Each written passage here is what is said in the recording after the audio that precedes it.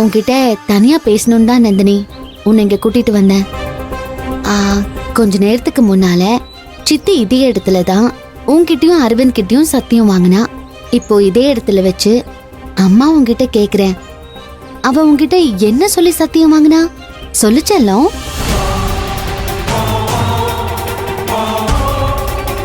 ஐயோ, அம்மா திரும்பவும் அதை பத்தி கேக்குறாங்களே, இப்ப என்ன பண்றது? அத பத்தி கேக்குறதுக்கு தான் இவளை தனியா கூட்டிட்டு வந்திருக்காளா? இந்த சின்ன வாண்டி இப்ப இவகிட்ட வித்யா ஸ்கூல்ல சேர்ந்த விஷயத்த சொல்லிருச்சுன்னா, இவ போய் மதுவை திட்டுறதோட மட்டும் இல்லாம பூர்ணி தான் இந்த விஷயத்த உன்கிட்ட சொல்லிருக்கான்னு சொன்னா மதுவுக்கு நம்ம மேல இருக்கிற நம்பிக்கையே போயிடுமே. அவளை வச்சுதான் இவளோட நிம்மதியை கெடுக்கணும்னு நினைச்சுக்கிட்டு இருக்கோம். மதுவை கை நழுவி போக விட்டுற கூடாது.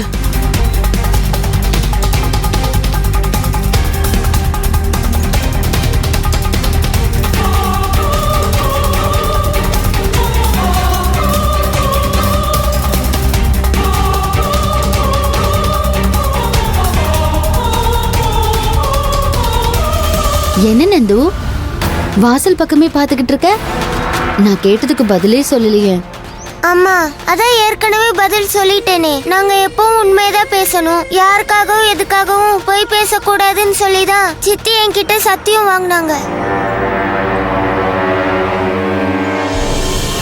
அம்மாவுக்கு உன் சித்திய பத்தி ரொம்ப நல்லாவே தெரியும். குழந்தைங்கெல்லாம் நல்லா படிக்கணும், பொய் சொல்லக்கூடாது, எப்பவும் உண்மையோட தான் இருக்கணும்னு அவ அப்படி சொல்ற ஆளெல்லாம் கிடையாது.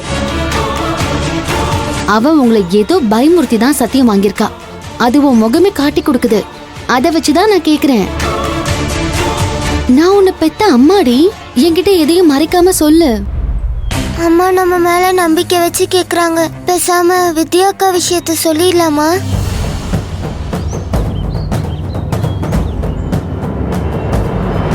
குட்டி, நடந்த விஷயம் என்னன்னு நீ என்கிட்ட சொல்லிடுவேங்கிற நம்பிக்கையில தான் அம்மா உன்கிட்ட கேட்டுக்கிட்டு இருக்கேன். ஆனா நீ அத சொல்லலாமா வேண்டாமான்னு யோசிக்கிற மாதிரி தெரியுது. உன் சித்திய நான் பாத்துக்கிறேன், நீ என்னன்னு மட்டும் சொல்லு. அந்த பாண்டு கிட்ட இவ உண்மைய கறக்காம விடமாட்டா போல இருக்கே. இந்த நேரத்துல நம்ம உள்ள பூந்தாதான் சரியா இருக்கும்.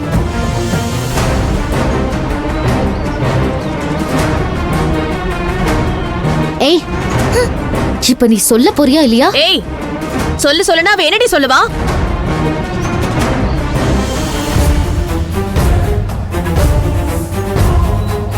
நானும் பாத்துக்கிட்டே இருக்கேன், சின்ன குழந்தைய போட்டு இப்படி மிரட்டிக்கிட்டு இருக்க. ஓ, அப்போ இவ்ளோ நேரமோ இங்க இருந்து ஒட்டு கேட்டுட்டு தான் இருந்தியா?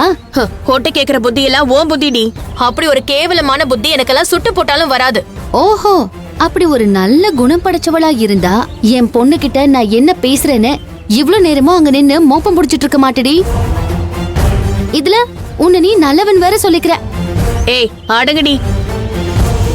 என்னமோ ஒட்டுமொத்த நல்ல குணத்தையும் அப்படியே குத்தகை கெடுத்த மாதிரி பேசிக்கிட்டு இருக்காத.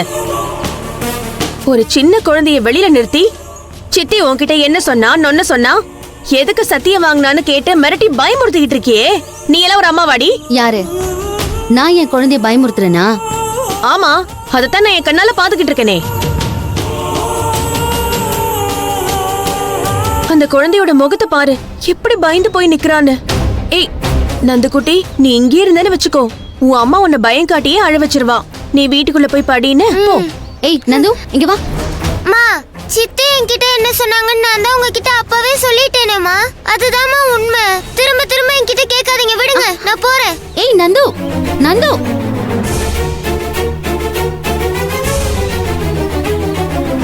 இப்ப எதுக்குடி என் பொண்ணு உள்ள போ சொன்ன? நான் தான் உன்கிட்ட சொன்னனே, அவ உன்னை பார்த்து பயந்து போயிருக்கான்னு. இன்னும் அவளுக்கு பயம் காட்டி மிரள வச்சிடக்கூடாதுன்னு தான் உள்ள போக சொன்னேன். ஏன் பொண்ணு என்ன பார்த்து எதுக்குடி பயப்பட போறா? எங்க அவ நீ சத்திய வாங்குற உண்மைய சொல்லிட போறாளோன்னு உனக்கு வந்த பயத்துலதான் அவளை உள்ள போக சொன்னேன்னு எனக்கு நல்லாவே தெரியும்டி. ஏய், உன் மனசுல என்ன தாண்டி நினைச்சுக்கிட்டு இருக்க? அவங்க நல்ல விதமா சத்தியம் தவறாம இருக்கணும்னு தான் நான் சத்தியம் வாங்கினேன்னு குழந்தைங்களும் சொல்றாங்க, நானும் சொல்லிக்கிட்டே இருக்கேன். அதையெல்லாம் நம்பாம என்ன சந்தேகப்பட்டே பாத்துக்கிட்டு இருக்க. ஏய், உன்னெல்லாம் எப்படி சந்தேகப்படாம இருக்க முடியும்? ஒவ்வொரு விஷயத்திலயும் உள்ள நுழைஞ்சு என்னுடைய நிம்மதியை கெடுக்கிறதுக்குன்னே எல்லா வேலையும் நீ பாத்துக்கிட்டு இருக்க. வேண்டாம் பூர்ணி, என் விஷயத்துல நீ லிமிட் தாண்டி போயிட்டு இருக்க. என் பொறுமைக்கும் ஒரு அளவு இருக்கு. என் பொண்ணு மதுவை உன் கைக்குள்ள வச்சுக்கிட்டு அவளை எனக்கு எதிரா திருப்பி விட்டுட்டு இருக்க. இப்ப அதே மாதிரி என்னோட மத்த 2 பிள்ளைங்களையும் உன் கைக்குள்ள வச்சு எனக்கு எதிரா தூண்டணுங்கிற எண்ணத்துலதான் அவங்க கிட்ட ஏதோ பேசி நீ சத்தியம் வாங்கினேன்னு என் மனசு சொல்லுது. நான் எதை வேணாலும் பொறுத்துப்பேன். ஆனா என் பிள்ளைங்களை உன்ன மாதிரி மாத்த நினைச்ச அவளை உன்னை தலை தெரிய புதைச்சிருவ பாத்துக்கோ.